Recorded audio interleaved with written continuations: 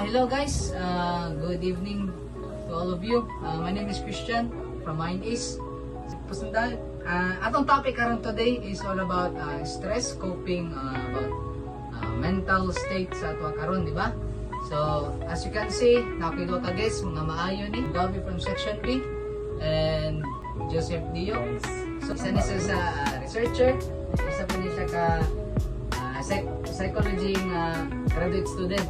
Ako yung pangutana mismo regarding sa anxious, fear, anxiety. Sa may insight niyo? Sa karon nangod nga generation kay pag-abot sa kanang mga problem dali lang kayo ta kanang mapikto na yung tabang nga kanang murag dili sa nato kanang ay dahil na rin kanang problema dayon karang mga stress o kanang mga anxiety ako anjo na siya karon nga murag dili siya yung nagara-gara ng bugo ng joke lang na kaya ako mismo nakatry pag paano no kanang stress okay stress ko sa kuha, ma-stress po ko. Naiusahay ba? Magula o basketball. Wala pili ang stress ba? Dili naman siya may balaan. Ano siya siya mabot? Kanang wala siya ipili sa situation. Ano ba? Kanang even if nalang ka sa inyong balay, stress nga po nga kay wala kay ganahimo. Burnout ka kay bored kay ka sa inyong balay na gud niya. Ako kay gadula og basketball ba na gud. Kanang diversion. Kanang naiusahay ganun. Arousal ko sa akong dula. Hindi na ako makontrol god. Ano? Wala na akong kabalo nga. Nagdakos na rin stress ako muna. Nanangigil ko ba? Ma-frustrate ko ba? No na. Ang ginana nga topic karon na stress. Yun siya nga ng lalim ba? Kinahanglan mo yun siyang ato bangon. Kay in the end of the day, ikaw mong good yapi mabalaka na good. Kanang wala ka kabalo ba nga? Ay, ang stress biya kay makakos biya siya depression kanang inana diba dara siya kadugo anxiety depression mo na makakuha na kanang makaapan sa isa ka tao kanang ikaw overcome sa fear ba nga. So, mga to guys, including sa stress, fear, anxious, pagawa sila mga insights nila. Isa na siya sa coping mechanism sa mga depression tao, mga depressed na tao. 1, 2, 3, 4, 5. 5 is 5 you can see, 4 you can touch, 3 you can hear, and 2 you can smell. Number 1 is mabati nimo, diba? So guys, nata dire karon para mahatag mig insights of unsaong pag-cope. 5 things I can see here. It's clock, tropa, base namo, bed, aircon.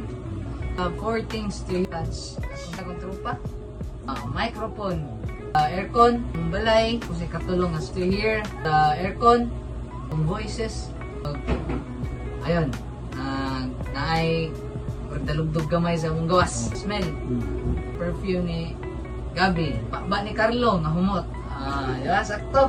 Number 1 is, emotions na ako is, complicated akong emotions karon kay, as of the moment, naay gubot sa pamilya, napilan ako kay neutral lang. Dili lang padala. Mao man kini number 1 makahatag og sakit si mo stress. Kasi is makita nimo. ano mo karon sa ang gatubuan sa lina nakahangir Sakto. video ta karon orange nga supa ano relax tayo makawala na siya stress guys.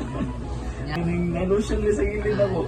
Tapos, attach niyo mo. Tanaw ako nung karon. Sulit ang cellphone gano'n, no? Oo. Yung cellphone. Of course, hindi dyan sa sanina, guys. Katulog at dunggan niyo mo. Hindi na po ang yung cellphone. Of course, ang yung cellphone. Hindi mo sa baby sa gawas.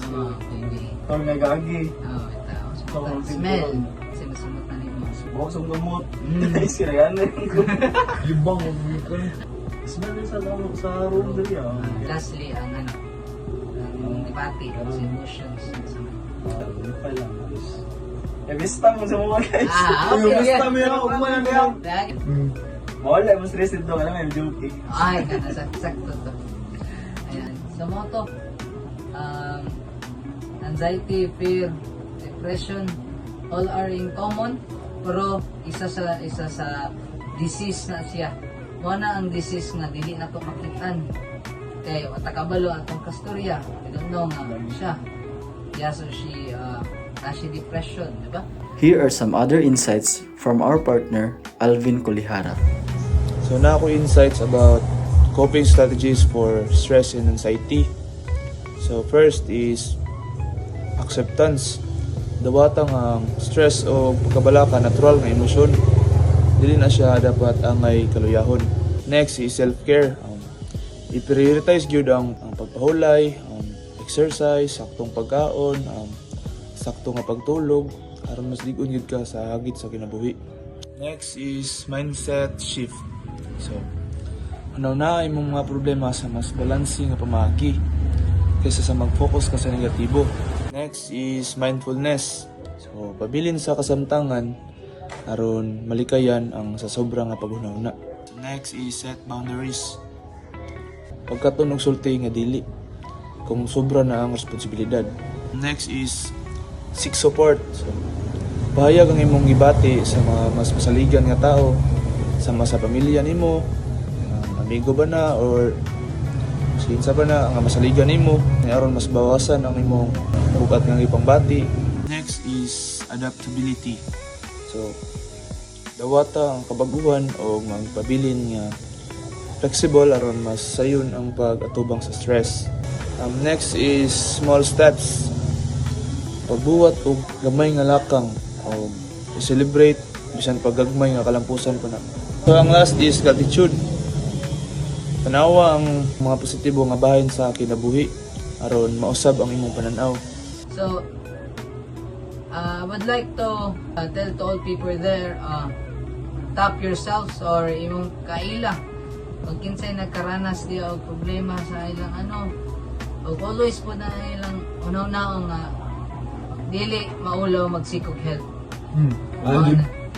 Tama dyan na. Kay kuan mong good kay bantog mong good ang uban kanang murag na nahadlok sila mo share ba kay sa judgment. Ibitaw. Ma-judgment sila ay ano uy siya pud niya ni gamay na ning bro sa iya gamay pero sa mo ha Nagkasagboy sa girls Nana, ano lang yun? Ay lang yun, magkawag kalaw mo. Gusto na yung kanang kagaan-gaan yung paminaw. So, mga to guys, in regards of seeking help, you can contact Gabi Darlo from 0929 Canibaras Pito, 0922-3133. Sila mga psychology, mga researcher po na mo. So, para to guys, thank you sa among pagdungog sa among insights sa opinion sa mo diri. Everything is normal, opinion is not judged. Goodbye from mine is. Bye guys. Good day. Good day.